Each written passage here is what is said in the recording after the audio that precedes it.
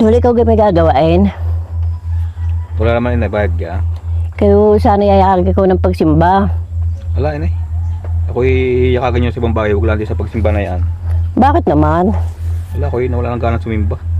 Ba't ka man nawala ng gana ng pagsimba?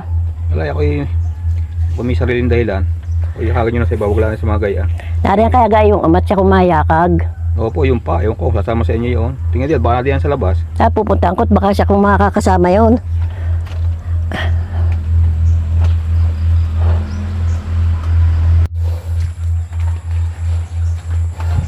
Kanya mga kayo may pupuntahan. Wala naman. Bakit ga? Yayakagin kita sana ng pagsimba. Ala, hindi na ako nasimba. Bakit naman? Ala, ayaw ko eh. Parehong-pareho na kayo ni Noel natatamad na kayo sumama sa akin ng pagsimba. Bahala kayo. Diyan na kayo. Ito ko'y paalis na.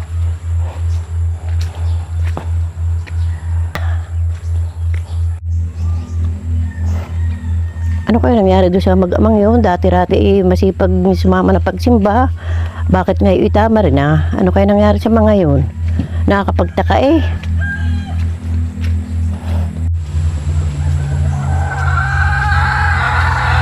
Dati kaya kayo niyakag na may pagsimba.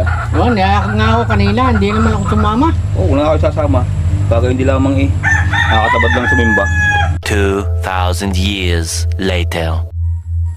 Yan, nadiyan na, inay. Oh. Ano? Kumusta yung simba? Ayos naman.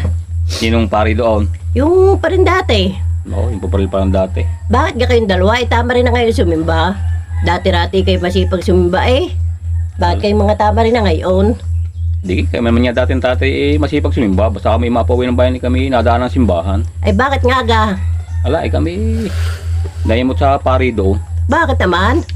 Di kami ng dati, pag nawi ng bayan kami na simba. Nung kami papasok na ng simbahan, di kami uupo na. Oh, Ay nagbabasbat yung pare.